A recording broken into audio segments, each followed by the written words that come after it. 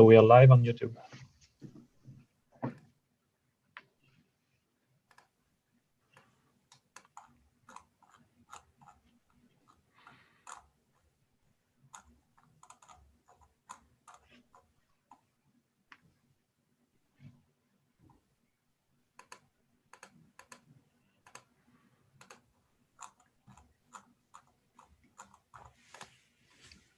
No, Daniel, when you can travel again, where are you going?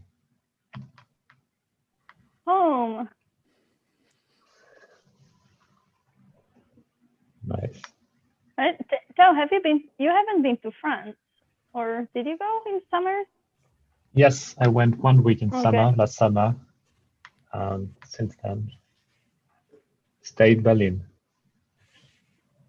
Yeah, but your son and your partner stayed in Berlin, or did you all go to France? No, we went all together to France. Okay, yeah. That was the goal. Show him to everyone. Yeah. Yeah. Present. Everyone wanted to see him. Classic.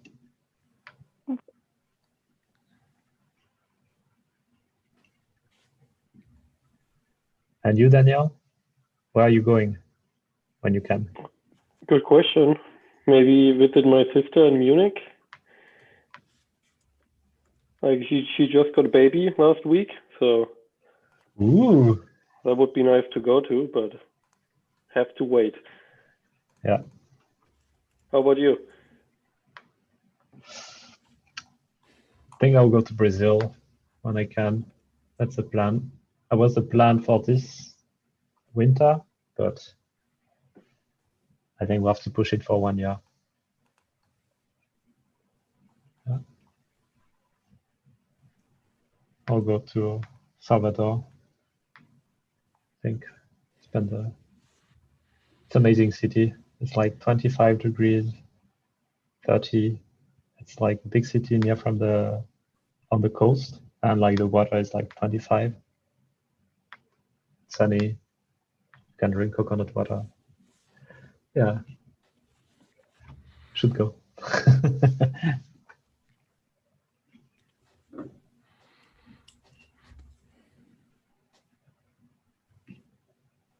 Paris, did you put the link in? Okay. I will put it in the chat also.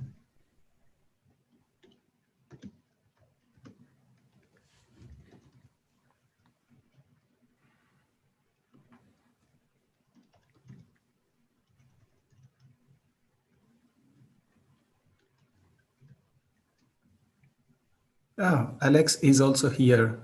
Alex? Yes, I also sneaked in. Oh, wow. Yeah. That's great. No, I was looking. Where's Alex? Here am I. Hey, great to see you all. Yeah, good to see you. Yeah.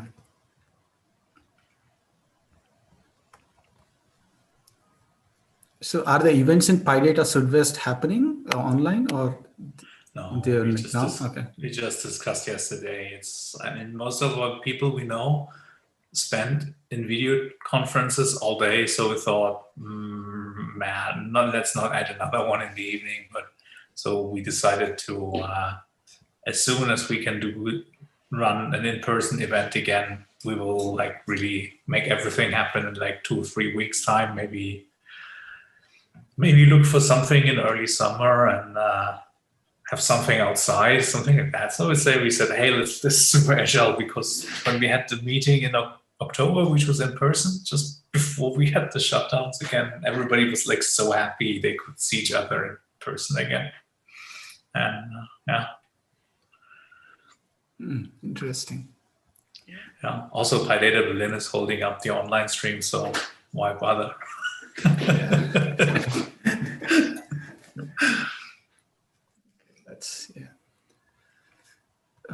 We got 27 people. Cool. Yeah. But I think a lot of meetups won't go offline. Like, I think now people like these online meetups. Yeah. Yeah. I think as long as you don't have to show up your face and, like don't have to talk, I mean, you just stay on mute and yeah. So I don't know. Yeah, it depends, I guess. Yeah, but then it's very, very passive experience. Yeah, exactly. Yeah, it's like almost attending. Yeah, it's true. But you can attend a lot of different meetups, like some in US or in, I don't know, like. Yeah. I think I still have like 300 PyData videos still to catch up to from like past 3 years. So yeah, there's so many actually. Yeah, the online content has really gone up, I guess. There's so much of stuff.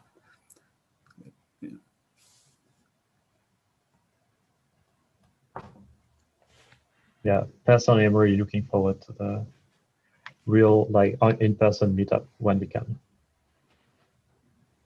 I think it's much more fun. Yeah, we need to find a host first. And with pizza and beer. Exactly. It's actually like, yeah. It's been. Yeah.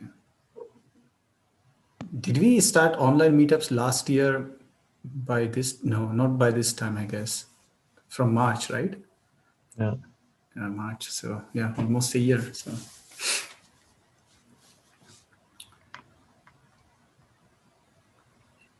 We are getting master at Zoom. Yeah, I think.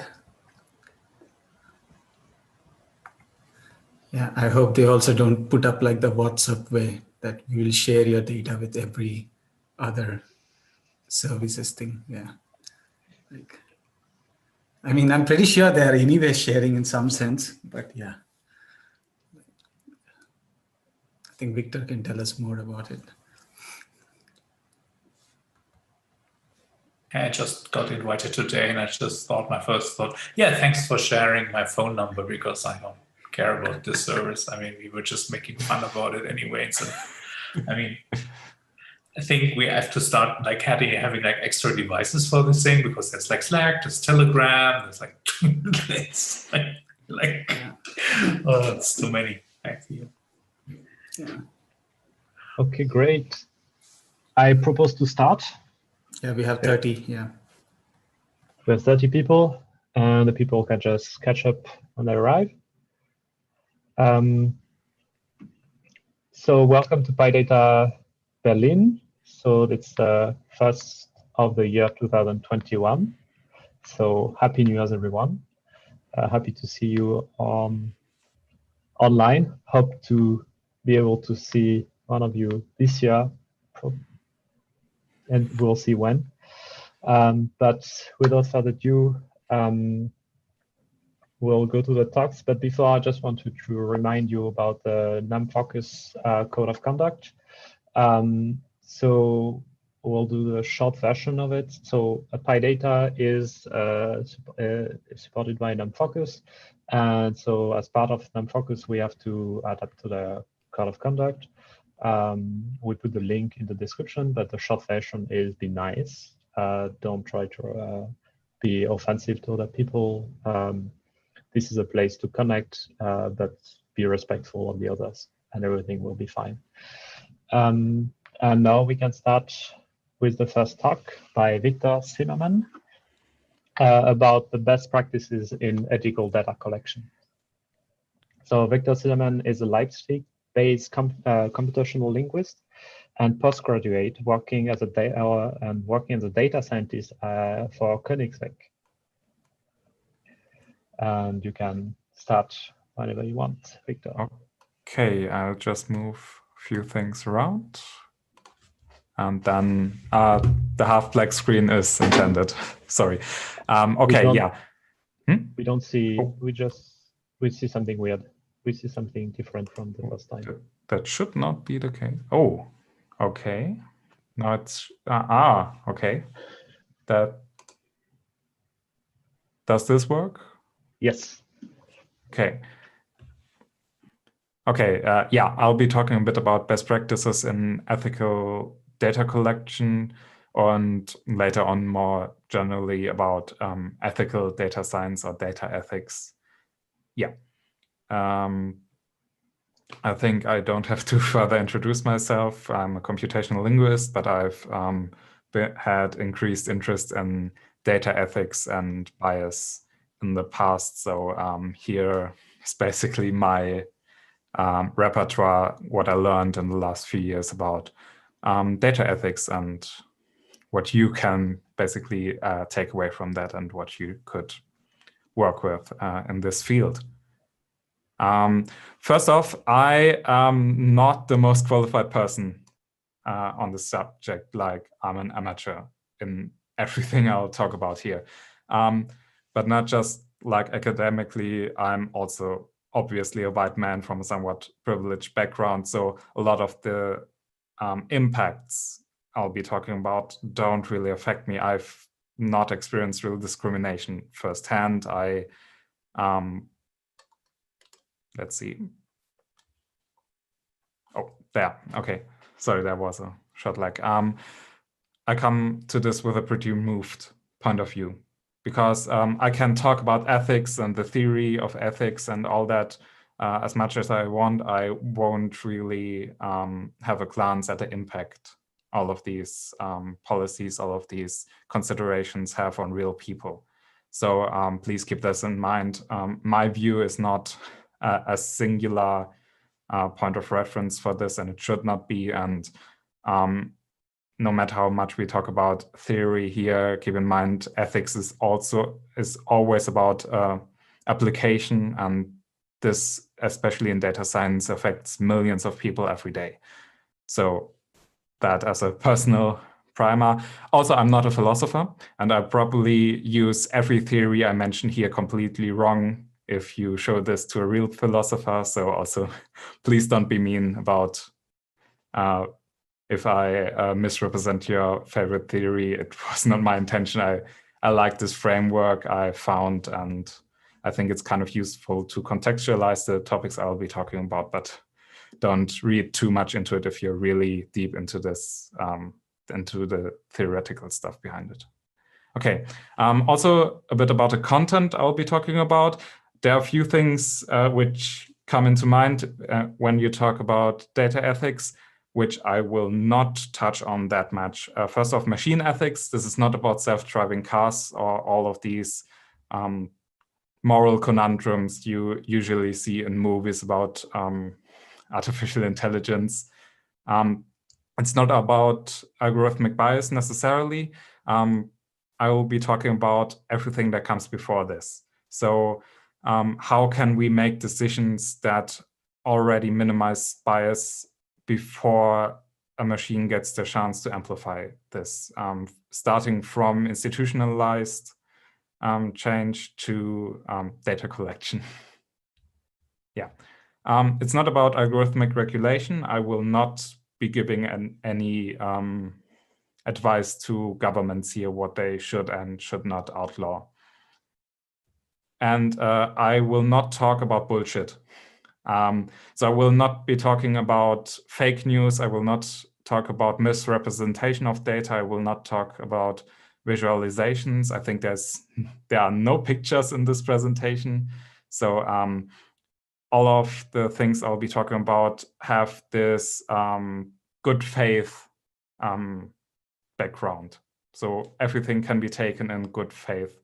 We assume that there are just well-intentioned actors here trying to be better. Let's start with the basics. So ethics, that's a loaded word, right? It's, if you want to be technical, it's the theory of moral behavior. So how can we define how one should act? How are you a good person, basically? It's a discursive field. So the best thing you could get out of this is a rule book that tells you if I do this, then there will be ethical behavior as a consequence. And this I cannot give you. I cannot say, do this, and then your work will be ethical. This is a discussion as much as it is a science. So I can talk about frameworks here, but I cannot tell you what and what isn't an ethical decision.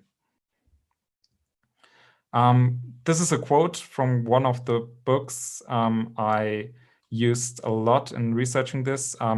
Ethics invites us to think about what kind of people we want to be, but we also have to learn how to live with the consequences of deciding wrong. So it's not only about how do we derive good decisions, but also what do we do if we get it wrong? And I think that's, especially if you look at all the controversies in data science and machine learning, I think that's almost even more important, than getting it right the first time. I will be talking about 3 perspectives in this talk. Those are the teleological ethics, the deontological ethics, and virtue ethics. I'll explain each of these in a minute, but those are basically the 3 big fields in ethics that most theories fall into. Firstly, I will talk about teleological ethics. This is your utilitarianism, your consequentialism. So it's about objectives and purposes. It's about impact assessment, costs and benefits. You basically calculate if something is ethical by weighing costs and benefits against each other. There I'll be looking at documentation, data sheets, impact statements. So the most bureaucratic ethical theory also gets the most bureaucratic tools to use to derive ethical actions. Then we'll be looking at the ontological ethics. This is about duties and rights, intrinsic moral values. So how can we make institutions that enforce good behavior? We'll be talking about red lines, things we will not cross no matter the costs and benefits. Basically, we'll be talking about regulation to some extent, as I said, not really laws, but internal regulations and codes, and ethics codes as a formalism for those. And lastly, we'll be talking about virtue ethics. This is, I think, the most exciting part. This is about striving for a good, happy life. So we don't only want to be acting good, but there should be some more motivation behind it, right? We want to grow as a field, as a professional. We want to become better and not just act better, right? And this is basically looking at that. I'll present the theory of embedded ethics, which I think is very promising here, but also open source aspirations. Who do we want to be as data scientists? All of this falls into this field of ethics. Okay, let's start with the teleological argument or consequentialist. I'll use these interchangeably and philosophers will hate me for this. First of all, the primer, why we talk about all of this, all data is biased, right? So that is the fundamental law of data science, I think, because if data is not biased, you don't get information out of it. Every data set is biased towards the data it contains. A white page is biased towards whiteness. A single data point is biased towards that one point. And machine learning is really good in finding that bias. It's oftentimes way better at finding bias than human actors. So historical and inherent biases are still represented by proxy and unproblematic data sets.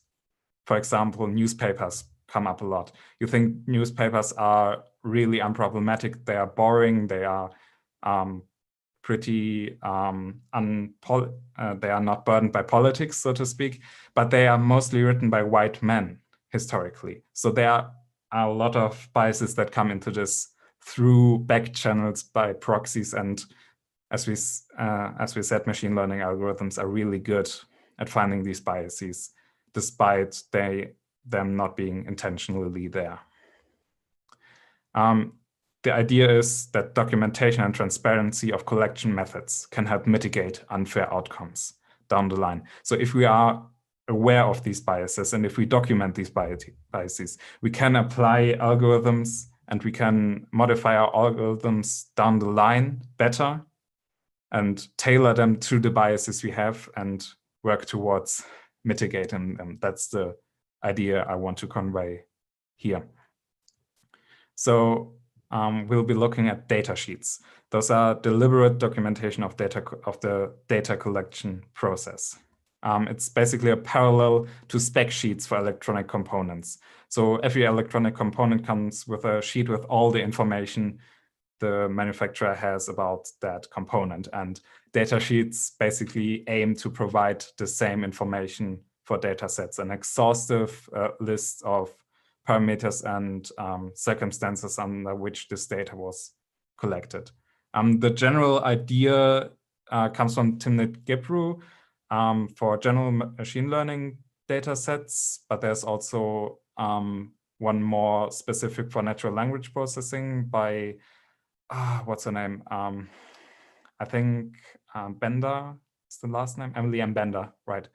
For natural language processing. And the idea is that these questions should be answered before, during, and after data collection. So this is very much part of the process. These questions basically guide you through the collection process and highlight some issues that could arise during data collection before they appear.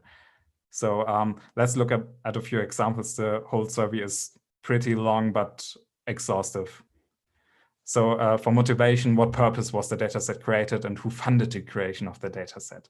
This is really important if someone else uses the dataset and wants to understand what kind of biases could be in the dataset, right? Funding is one motivational feature that could inform your decision how this data arrived at the point where we find it. Composition is obviously very important. So are there any errors, sources of noise? What are recommended data splits?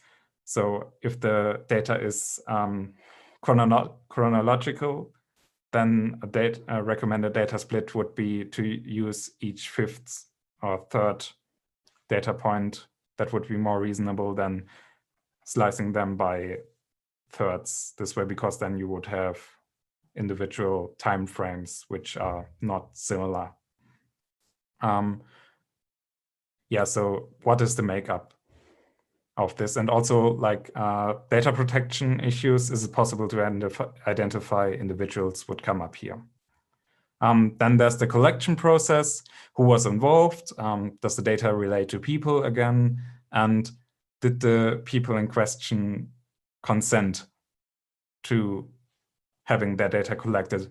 Oftentimes, if you use Twitter, you don't contact every Twitter user, so there are degrees of consent. Of course, they consent to having their data out there, but they did not consent to this specific use. So anyone down the line could have other objections to using the data than you had while collecting it, and giving this information allows the person down the line to make their own ethical judgment, completely independent of your own judgment when creating the data set.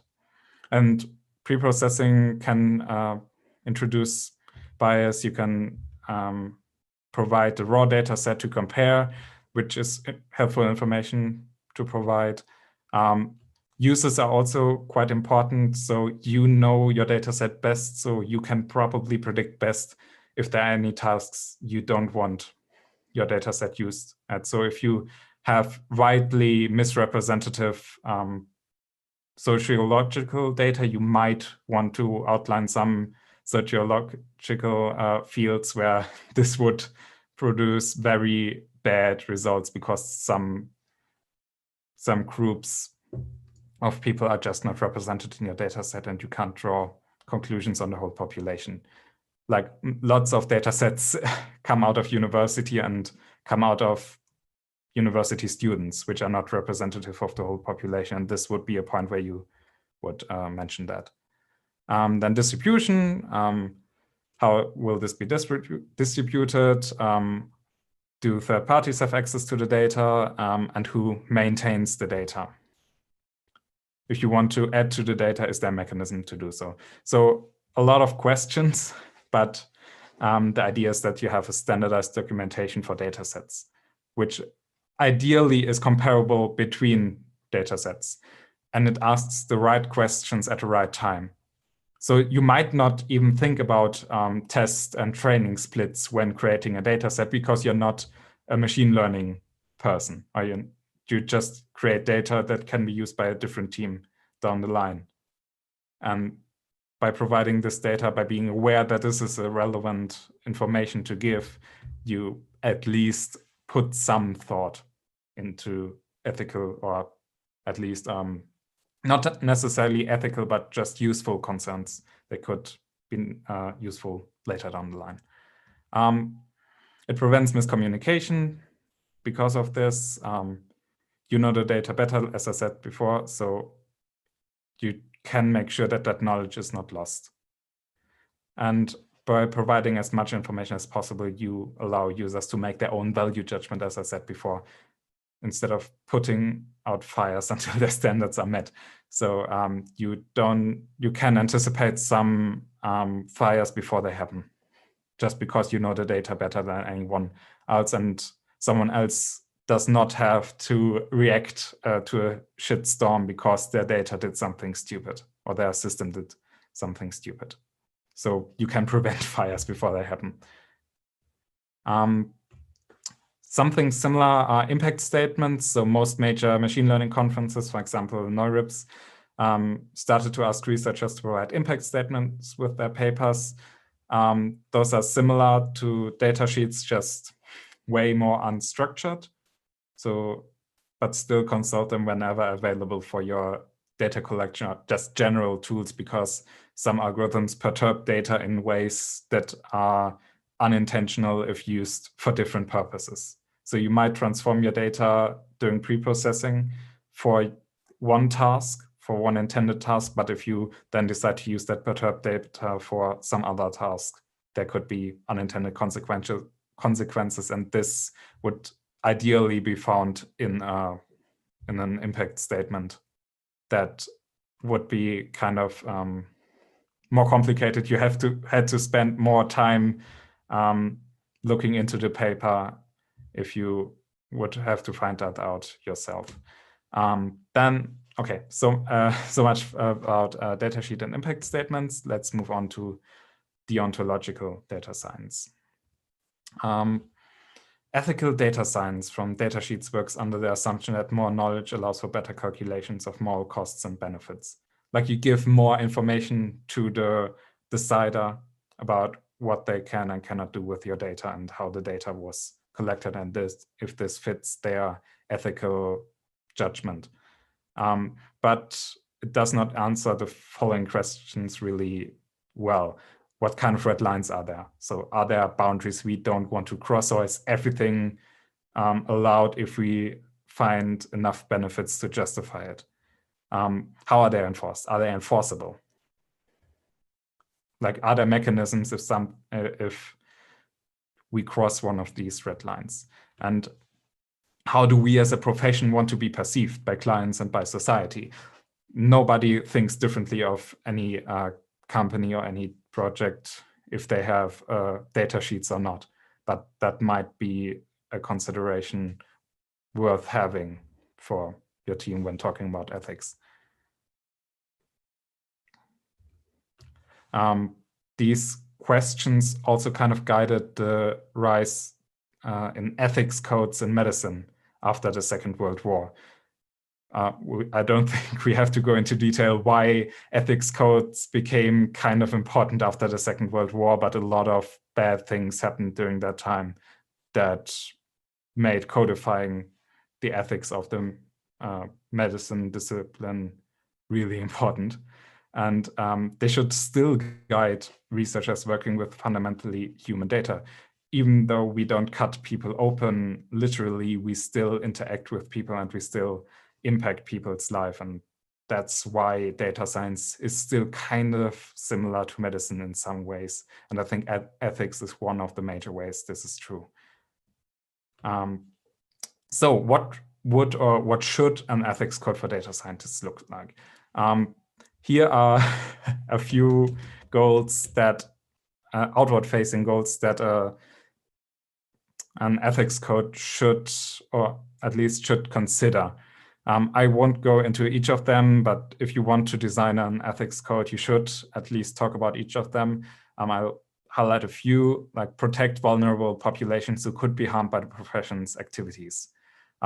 Here we could talk, when talking about data science, we can talk about data protection, that it should be an ethical duty towards your customer. So your project should be defined with data protection standards in mind and not be stripped down until they meet the European guidelines or so. And can you justify paying your Turkish starvation wages? Like, is that a red line you won't cross, or is it okay that mechanical Turk workers just get €2 an hour? Those are things you could talk about protecting vulnerable populations with your ethics code.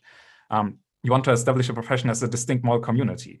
So you not only want to promote standards in your own organization, but probably across your entire field. You want to promote ethics standard at conferences and in the wider profession. You want to support programs that enhance further diversity and self-reflection in the community. So you want to build a strong moral code in the community, not just in paper. You want to provide a basis for public expectations and evaluation of the profession. So nobody takes your ethics code serious if they can't evaluate it, if they can't see that you actually care and that you actually enforce these measures. So publish and promote the ethics code. Use open data and open source as a default. So try to push as much as you can to open source and open data, and justify if you can't.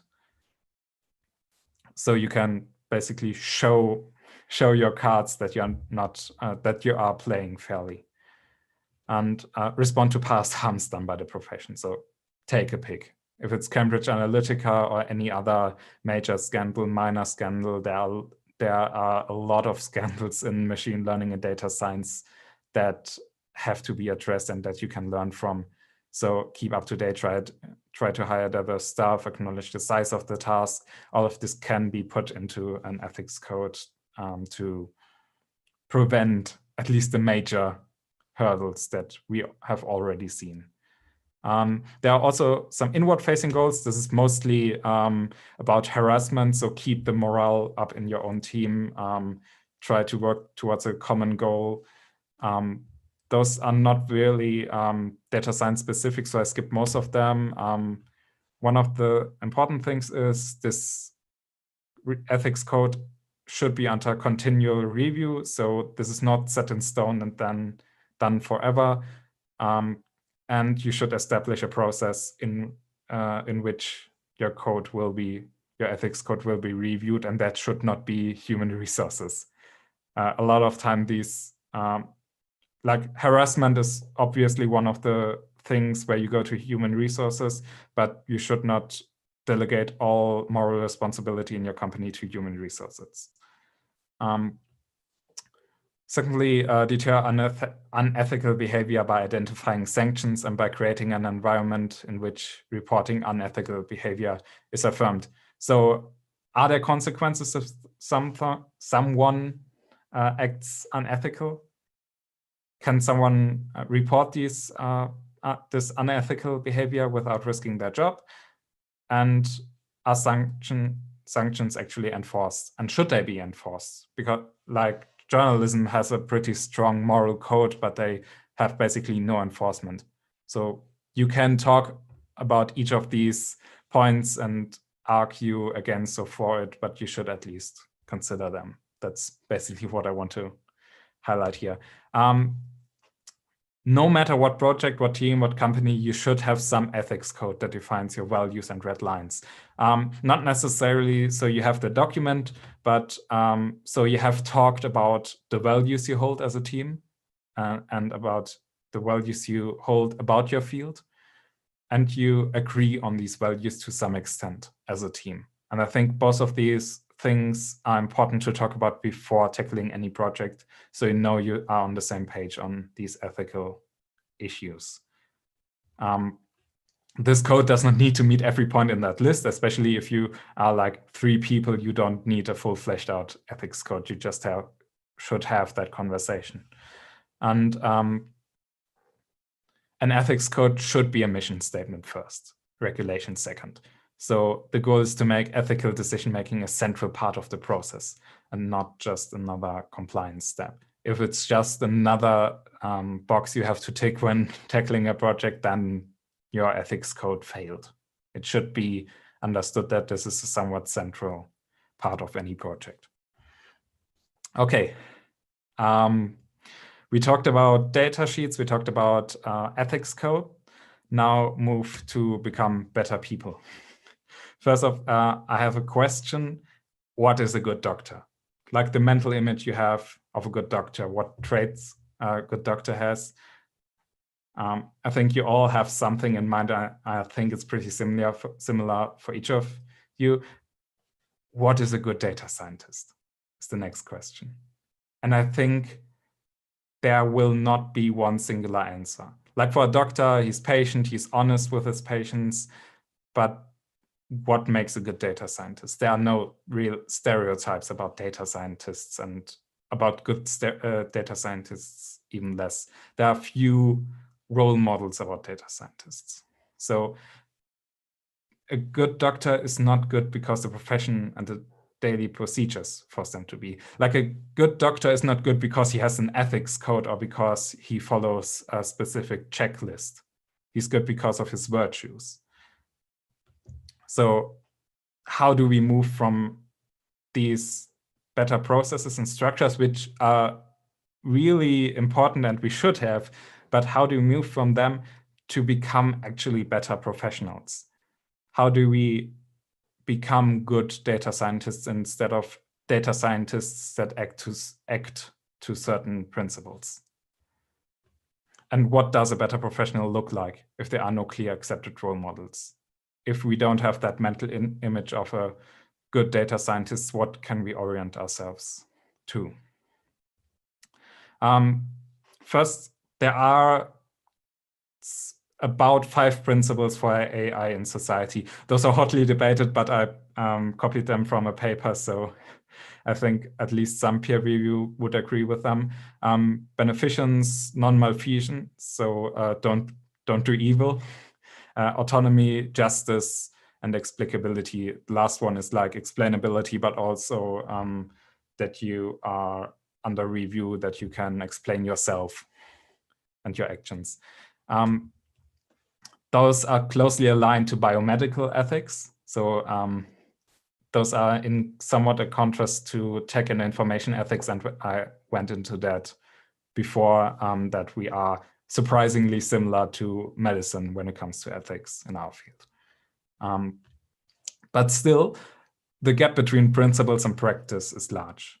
Like we all would agree that these 5 principles and so much more like kindness or patience are good qualities to have, but do we actually act according to them in our daily data science practice? And I think the big problem here is we all enjoyed some kind of ethical education as data scientists by reading the news. We saw all of these huge scandals. We saw Cambridge Analytica. If you're into NLP, you saw a lot of bias in search engines and embeddings, and you've read all the papers and you've read the blog posts about them. But that's all, basically. We get our ethics education from case studies that highlight the most extreme cases, and they highlight the negative cases. So we don't get any insights into how to be a good and ethical data scientist on a day-to-day basis. We only get the worst cases, which are not applicable to our daily lives at all. Like we all agree that we don't want to bias in our search engines, and we look at Cambridge Analytica and think that could never happen to us because we are good people. So there's a kind of disconnect between our education and actually the requirements we have for our job when we want to act ethically. So here is the idea from virtue ethics. treat data ethics as any other data science skill, like coding, like statistics, like logical reasoning, or any other muscle you have, like learning a language, like learning to play guitar. You can train your ethics, basically. It grows through training. That's the fundamental idea of virtue ethics, that you can train through practicing virtue. You can become more virtuous. So here's the takeaway, basically. Make a conscious and concrete effort to engage in virtuous behavior. I'll show examples in a minute. And practice data ethics on a day-to-day basis, like you would train your language, making your Duolingo, hitting your Duolingo goal every single day. You should practice data ethics on a day-to-day basis to become a better data scientist. Let's look at an example of developing code. There are lots of questions you can ask yourself while writing code. So, am I reusing others' code responsibly? That this deliberation fosters some reflection on citizenship, responsibilities, generosity. You can ask, am I providing the necessary credit for the work of others? That fosters gratitude and humility. Am I going to share my code with others? You're talking about community and thinking about future users. And could my code be misused? And suddenly you're making decisions about societal responsibilities. Then you can also link your own experiences to these big picture ethical conundrums we saw before. Like, we want to train the little stuff, we can still link it to the big scandals, the big ethical questions we have. Like one thing that comes up with developing code is individual, institutional, and community ownership, right? So who should own the code? Who owns the code? And then you're talking about open science, open software. National and international copyright and patent is an issue. So how does one manage conflicting priorities? And you're talking about limits of ownership of digital artifacts. You might consider coding community norms and requirements.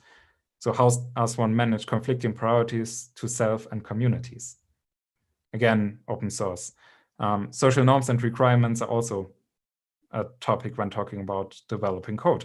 So how does any code contribute to the broader body of the digital landscape? And suddenly we're talking about fabrication, falsification, plagiarism in research. So from the thing you do every day, you can make conscious considerations about how this affects others, how this affects your field at large. And practicing this consciously ideally leads to you becoming a more ethical data scientist. So to wrap this whole thing up, conscious documentation and ethics code help to hold institutions accountable and force ethical considerations. They are basically a safety net for ethics. And I think institutions, especially large ones, need this safety net because there are so many factors that drive those institutions towards unethical behavior. But internalizing and practicing the underlying virtues is much harder. Actually becoming better is harder than just following rules. Just like learning a language and playing the guitar, make every day the conscious effort to become a better data scientist by reflecting on your work and making the effort.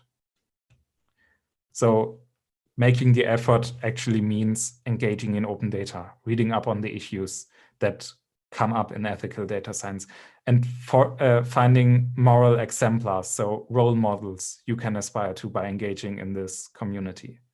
So try to find someone you want to be, basically, and try to emulate them.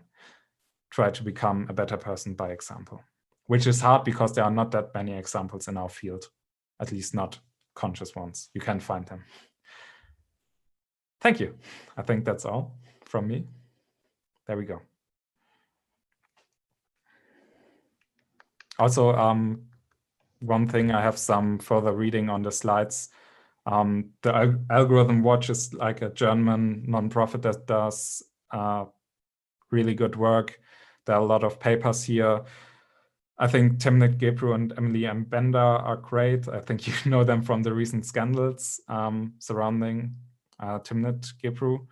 Sulin Blodgett does a lot of work on bias. She was the one who introduced me to data ethics in general. And yeah, the other things I think papers I found really helpful when learning about all of this. So all of this is on the slides, which you can find at least on my website in the near future. Yeah, so now I'm done. Great. Thank you very much. We got some questions from the YouTube channel. So the first one is, is using biased data still unethical if the bias is recognized and conclusions drawn from the data are limited to the population from which the data was drawn? I think that's fair, yes. You would have to look at an example, for example, if this all leads to a popular science article somewhere on a website, then it still can get misconstrued. But if you are very conscious about the biases and make certain that everyone knows that these biases exist, and this is only a statement about the sample population from which these samples are drawn, and make everyone aware of all the biases you found in them, and this is not representative and all that. Yeah, I think that's fair. I think that's at least better than most things we do in data science has as a standard. So yeah, I think that's perfectly fine. But again, I'm not the authority of what is and what isn't ethical. I presented a framework how to assess or come to your own conclusions and become better through this framework. I don't want to like say what isn't ethical in this field, because I'm not like an expert in this field. I'm very much a junior in data science, so I don't have the answers, and I don't want to make big judgments on ethics that I don't stand by in like 2 months.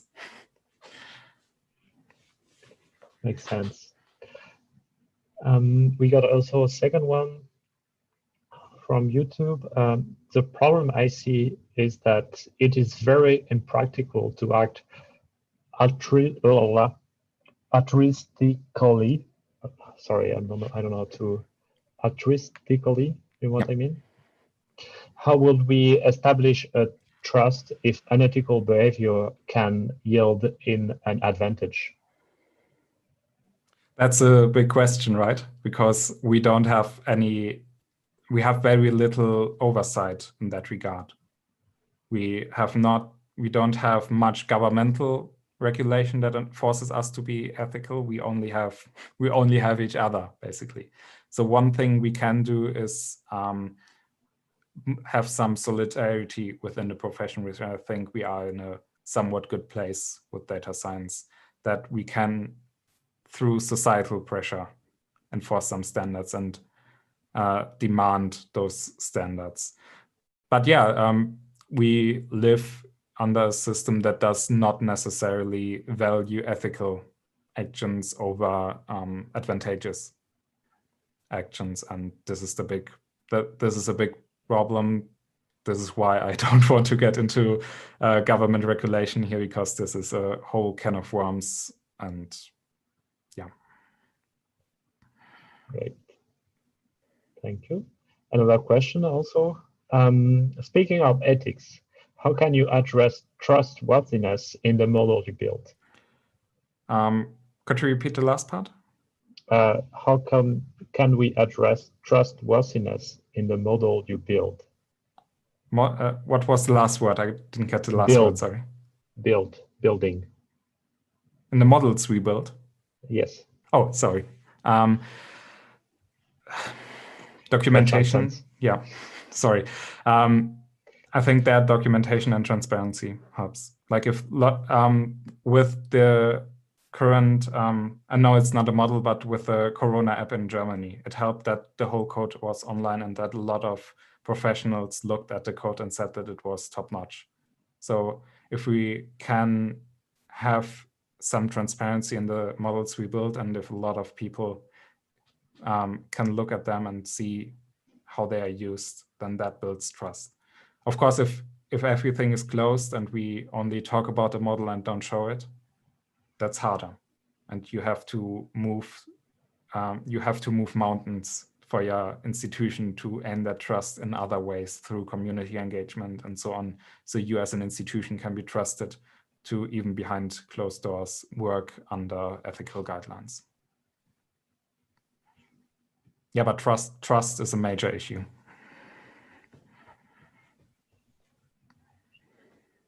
Great. Any other questions from the audience? Otherwise, I think we can thank Victor one more time for the great speech, the great presentation.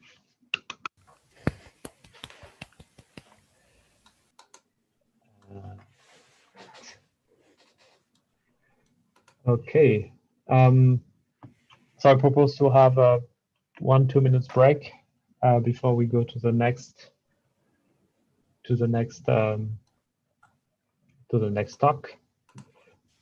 So yeah, if you want to grab some water or something like that, it's the time to go to do that. I personally need to drink something, so I will just disconnect for 1-2 minutes. But feel free to chat.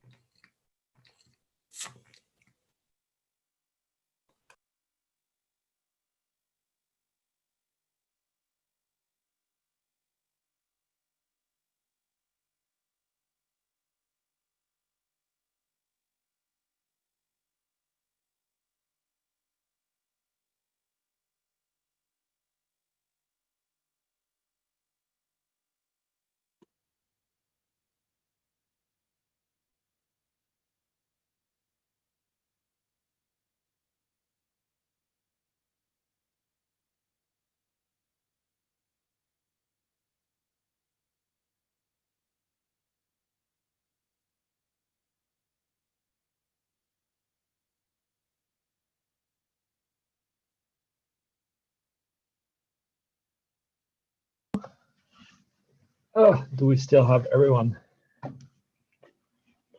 Yes. I guess, yeah. I think they are people, yeah.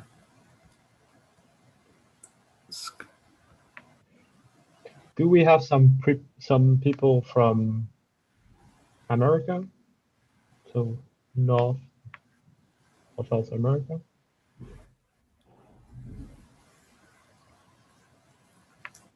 Do we have people from Asia? Yes. Yay! I'm from China, but right now Nice. I'm living in Berlin, so yeah, we're in the same zone. Ah, okay. Then Nice. Do we have people from Africa?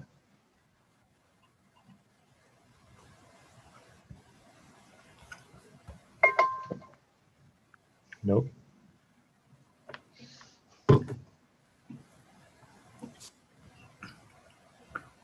Still missing Australia, but it's a small, really small population, so I do not expect. Anyone from Australia? No. Okay, so everyone is from Europe.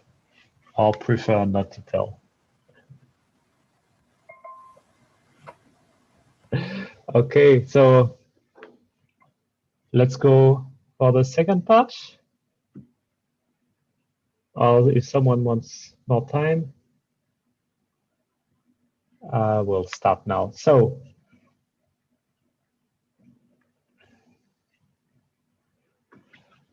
we'll get the second talk by Pranav. So about GAN, and so the in and out action. So GAN is undergrad at Meetup or VIT App University. and is doing on research in deep learning system, especially in the area of NLP and computer vision. So welcome, Pranav, and you can share your screen. Sure. Hopefully I'm audible. And can you see my screen now? Yes. Yeah, perfect. So thanks everyone for joining the PyData Berlin session. It was a wonderful session by Mr. Victor. So I'm Pranav and I'm an undergrad from India. I'm doing my undergrad in computer science in VIT AP University, which is in the southern part of India. Well, so today I'm going to talk about GANs or generative adversarial networks in an action. And then my main goal is to actually show you where are actually GANs being used and where and at the same problem statement can we use something else and not GANs. So yeah, so the topics of the day are face editing, text generation, text image synthesis using GANs as well. And then so I'll be showing you two images. I just want to know whether you can tell me whether these are synthetic, generated, or are they real or not. So now we have two images, which is A and B, and then I just give you maybe 2 seconds time to decide which is fake or which is generated, and then which is real. So if you're thinking either one of them, you might be partially correct because both of them are actually generated by GANs or using neural networks. So I mean, one quick way to find out whether an image is fake or synthetic is just find out near the edges where you have two or more colors or two or more pixels joining in. So that will show you kind of smudges if you stick here and here. And I mean that's one way of actually finding if something's synthetic or not. Well, so this was I mean this is done by latent space interpretation, and there's basically face editing wherein you have an original image and then you change it to another entirely different image but of the same person. So this has been done using age progression, but you can apply the same thing for putting up sunglasses or growing up the beard or removing the beard. I mean you can do all kinds of facial attributes. So I mean these kind of what do you call modifications or manipulations can be done by mini GANs, and then few examples are interface GANs, cycle GANs, C GANs, and H GANs. Well, so I mean we do know what a GANs are, but do you know what actually happens behind them? I mean GANs have been in the news from the past maybe 1 or 2 years, and then we've seen a lot of deep fakes on Obama and many other videos, etc. So but what exactly are GANs, or what's happening inside or behind the scenes of generative adversarial networks? Well, so as you know, it comes under generative modeling or generative algorithms, and you have two neural networks there. And so what you have is a generator and a discriminator. So the job of generator is to sit and create the closest realistic images possible. Maybe it can be from random noise, or it could be some samples given to it. And the job of a discriminator is to sit and identify whether the images created are real or fake. So I mean, it's more like a person who just sits and check whether a particular signature is a forgery or not. So I mean that way you have a generator and a discriminator playing a game, and to check whether the discriminator is able to detect fake and real images, and the generator wants to see that it generates a fake image that is as good as a real image. So essentially, it's a mini max game between two neural networks. Well, so I mean, this is a pictorial representation of a GAN or GANs and the neural network. So as I was saying, you have a random noise or this random noise, which is being fed to the generator, and then it starts generating a face, and then you have some real face or some sample data that is again being taken to the discriminator to find which is fake and real.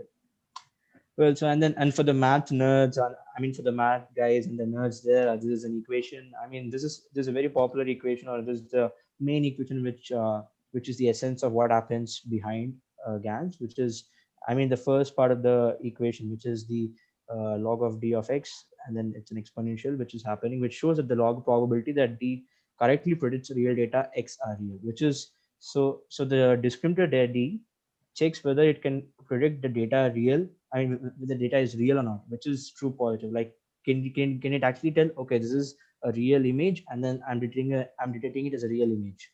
And the next part shows that whether the discriminator can actually detect whether the generated data is generated or not, and then it's generated as well.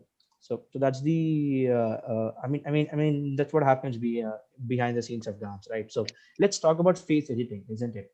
So face editing is very much right now in the market. In the industry, of course. So we use it for a lot of Photoshop. Recently Photoshop did. A lot of plugins have been released for Photoshop wherein you can change the image attributes like the facial hair or the age and etc. So let's talk face editing. So now let's say I have Tom Cruise and I want to age him to look like this. So what are the few main attributes of a few main features you would like to you would want the neural network to perform? Let's say maybe the wrinkles on the face, the color of the hair, maybe the folds on the forehead, maybe the bulging or the swelling of the nose. These are common attributes which happen to a person as he or she ages. But how do you teach neural network this is what you're supposed to do? Or you're supposed to turn black or any kind of hair into white because they've because they've grown older. So what exactly happens behind this particular GAN or this particular GAN's interface GAN? What exactly happens is GAN learns the semantic in the linear subspaces, which is, let's say I have each and every attribute like the mustache, the hair, the wrinkles, and everything. So it's one particular. They're like different attributes put into one particular linear subspace. So GANs learn where each and every semantics or attributes are in the subspace, and then there's a manipulation happening to the facial attributes there. Depending on that, there's a study or there's a small correlation happening in semantics. Different variant semantic like the facial hair and etc.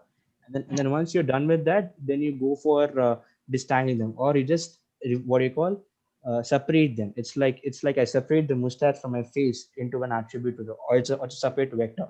So what essentially GAN wants to do is it wants to take my mustache and then put on the target image on the target or the target person I'm trying to change. And then that's what happens, which is attribute manipulation for various facial features. Although it sounds so easy and looks so easy, but it's quite a big a problem for many of the researchers now, because GANs have a lot of problems when you're training, and then I'll for sure also talk about that. So now we've seen how GANs are in action. Now let's say I want to do the same thing, which is do age progression, but without GANs. That sounds intriguing, right? Because GANs are known for this particular what do you call magical stuff. But how? Can we do it with just simple neural networks like connects? Can we do it? And the answer is yes, we can.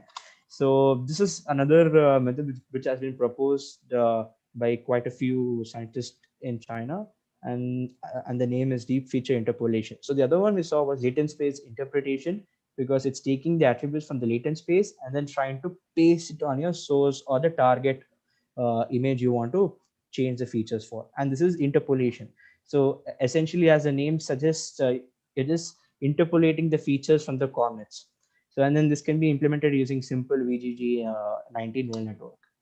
And then I know pretty much all of you who have been in the area of image recognition and all, you know that VGG 19 is a very popular network used for hobby training and etc. To train hobby projects and etc. So what essentially DFI does is it takes the features of the desired facial attributes and it maps them to the target images. So that way, what exactly happens is it's pretty much what interface GAN is doing, but it's just doing it with the help of simple neural network without any GAN. Without any discriminator and a generator. And then the best part is, in few cases, this beats the state of the art. Like this does beat what do you call interface GAN. This does beat age GAN and all the GANs which have actually been, which have actually proven to be a very good benchmark, or which have been proven to be a benchmark in the research community. So I'll just take you through the background of what happens for each step. Right. So let's say, as I was saying, you have a target face and then you have a source face. So now our main goal is to see that, let's say I have Keanu Reeves and I want to remove his mustache. And then how do I do it? So I have two source sets. I do have two sets. One is a source set, one is the target set. And then my source set has all the images or all the faces without a mustache. And then the target set has all the images with mustache or with facial hair. And then I map them into deep feature space, or I map them into feature space as it's shown here. And then once you're mapping it, you're simply using convolutional layers, and then you're telling where exactly is this particular person in the feature, or you're teaching the network to learn the feature of each and every attribute. After that's done, then you compute the attribute vector of both the faces without facial and with facial. And then once that is done, you just interpolate them, which is you just change the faces in the background, but you just let the mustache stay there. Or it's essentially more like just pasting the mustache from one place to the other. And then once that happens, you just reverse map it again using coordinates, and then you have Robert Downey Jr. without mustache. So that's one way you can actually do this. And then so this pretty much proved that you don't actually need GANs for these kind of problems. Although these are very what do you call, these might take a lot of time to train, but essentially you don't have to worry about the problems faced by GANs, such as diminution, what do you call, vanishing gradients or more collapse, which I'll be talking about.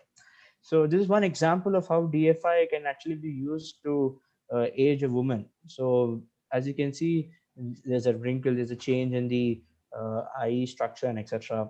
And the way her lips have been darkened and etc. So this is one way in which you can use DFI, and then essentially it is not an alternative for InterGANs, but this is one way you can do stuff.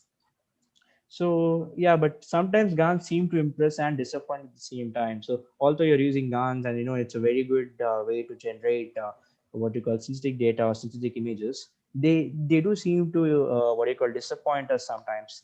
And then sometimes it happens that the database is specifically not made for your problem statement, or made especially for you, because you might be working on a completely different problem, but the kind of data you have doesn't support your goal or vision.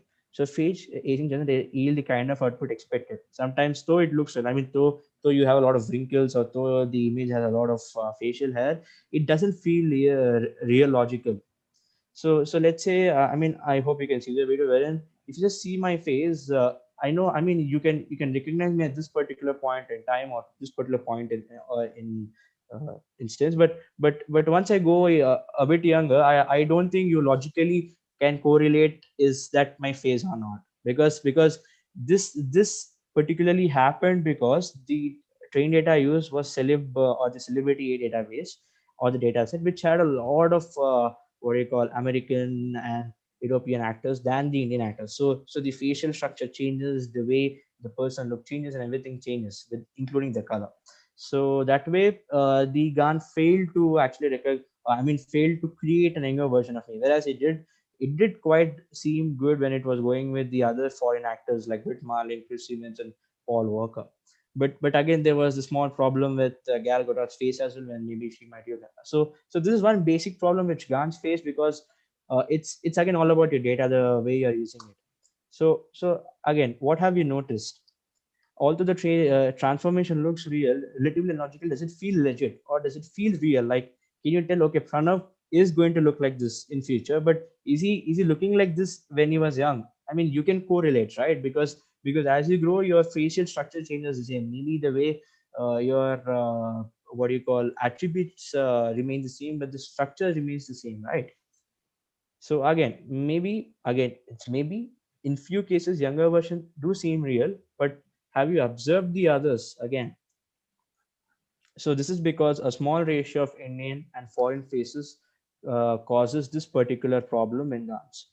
But again, so that's one particular thing which a lot of people who work on GANs, especially in what do you call, image generation, face a lot. But these are a few problems which a lot of us face when you're going with GANs, which is generator gradient vanishes. This is because your discriminator is very much successful. It is so good that your generator stops learning, and then it's like, absolutely, this stops.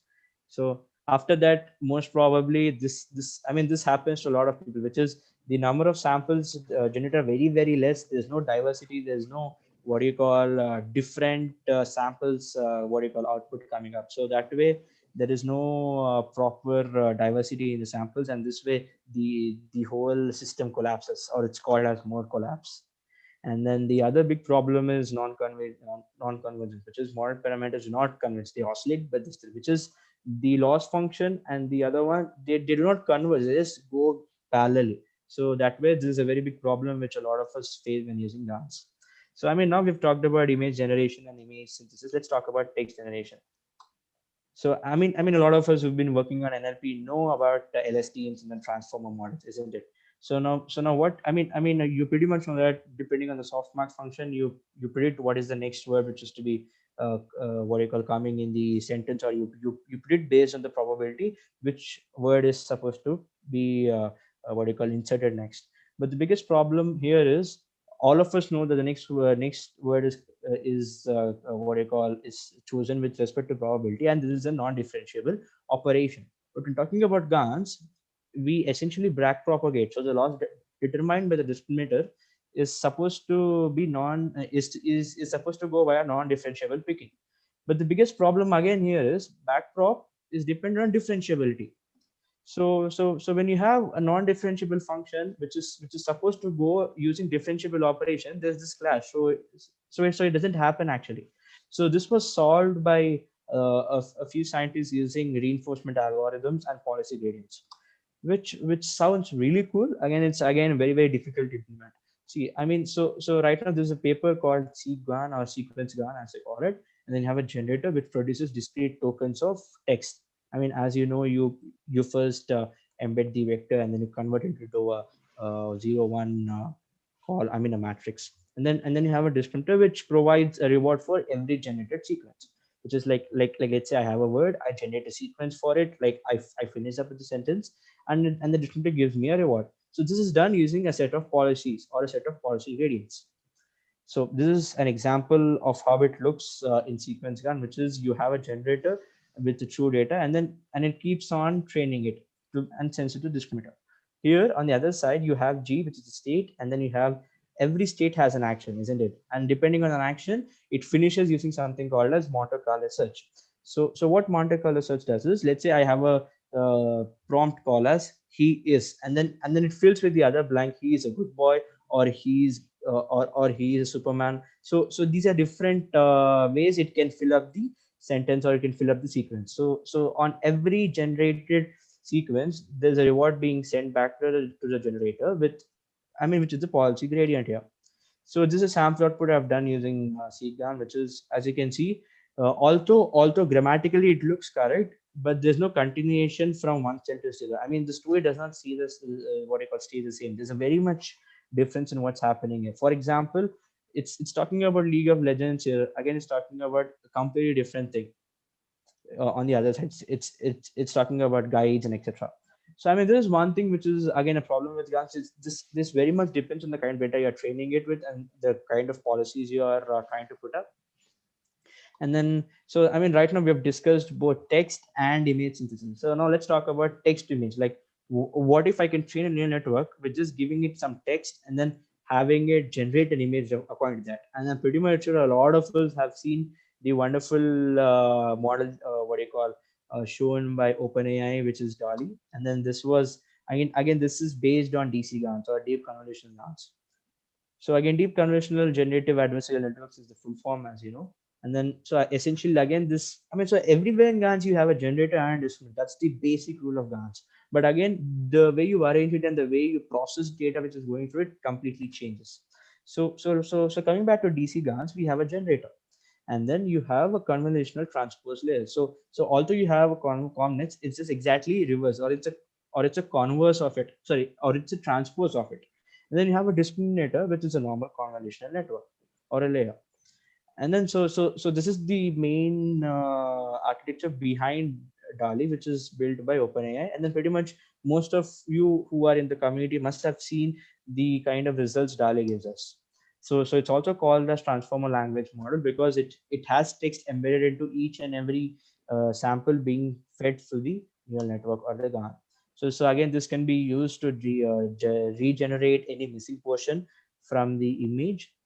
And then, yeah, so coming to behind the scenes, you have a generator network. As you know, I mean, this is a simple generator network as you see in every GAN.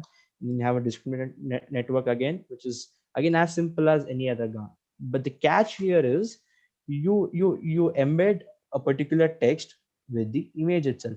So as you can see, it says this flower has a small round violet petals with dark purple center. So again, that's being encoded into a vector, and then it's being fed to the general network as a simple feature. So that way, the network learns along with the text that this particular text corresponds to this particular image, and the same is being done when in the discriminator again. It's trying to predict whether this particular image corresponds to this particular text or not. So text encoding is performed and used by both generator and discriminator.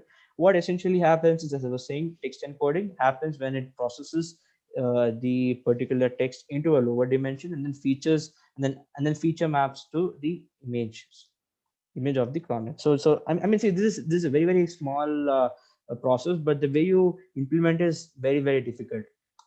And then, so this is an example output of what DALI generates. You can access it from going to OpenAI's website, and then it's quite. I mean, you can do a lot of combinations and then get crazy outputs. So this is one example output, which is a photo of a magazine cover from and then you have various years. So this was done. So you have a text prompt given, and it's giving you a image generated out of it.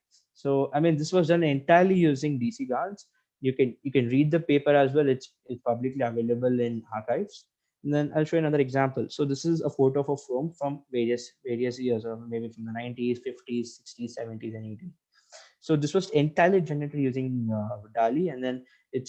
So the other good thing about DALI is it pretty much has its background go through the concept of Clip, which is another model released by OpenAI, which tries to predict is a particular image corresponding to the kind of prompt you have or not. So it's the reverse way. I mean, it's the other way around. But still, this is the whole concept of GANs in and out of action. And then before I end, just wanted to mention a couple of points, which is GANs have been one of the major part to generate deepfakes, and then deepfakes are in the entire news, are in the entire what do you call radar under the concept of ethics. So in case you want to explore GANs and want to generate some deepfakes, I'm pretty much sure just use it for academic purposes only and not for any other. So thanks a lot, everyone. Thanks. You can ping me at @pkompelli on Twitter, or you can ping me at pkompelli@gmail.com. Thanks a lot. Yeah, I guess that's it from my side. Thank you. Yeah. Do we have any questions?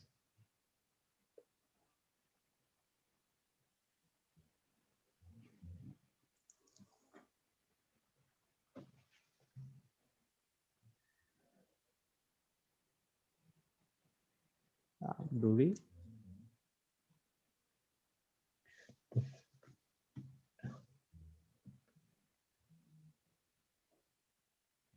First one is the most challenging one. I think I had a question. Okay. When you show yourself in this imaging, like in this time lapse thing, did you look anything like that when you were a kid? No, not at all. I guess I just wanted to show a picture of mine when I was young, but yeah, this one, right? So I don't, I mean, I compare and check, but nowhere am I like actually looking like that. I mean, that's a very interesting things to search upon, because again, although GANs can do wonders, it's again, I mean, it's coming back to the fundamentals that data is not correct. So yeah. But actually, did they check real picture? Because even if it looked realistic, maybe the people were not looking like that. Yeah, I mean, yeah, I did have, I mean, I could just find a photo of Chris Stevens on and try to check maybe at some point in the time lapse, he might be looking, you know, I mean, comparatively at least close. Yeah, there was this resemblance, but it's only for the the Indians or the other very less ratio of people in the data set, which there's a problem for. But apart from that, yeah, I mean, there's a close resemblance for the others if you just check, maybe.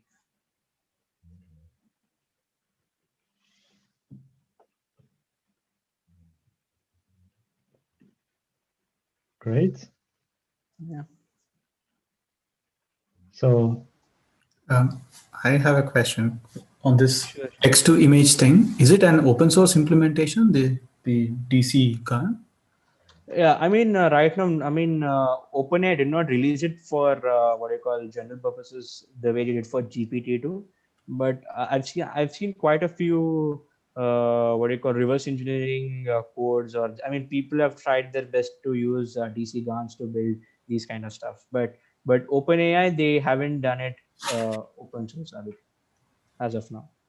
Okay, thanks. and do they plan to? Or they plan to try to sell it or commercialize it? Yeah, I mean, the biggest problem these guys have is they are still thinking on ethical aspect of it. I mean, even before they released GPT-2, there was a very big there was this big vibe of ethical aspect coming, and I mean ethical trilemma of whether to release this model, and then can it go into wrong hands? If it goes into wrong hands, what happens? So I mean, with the same motive, I'm pretty much sure these guys are still a bit calm and composed when releasing the GPT-3 as well. So I mean, they haven't done it publicly yet, but yeah, few people did get it on few priority basis on the kind of work they did. But yeah, maybe in another couple of months we might see OpenAI releasing it as an API, or maybe an open model for testing, maybe a 561M model or something like that. Yeah. Thanks. Yeah.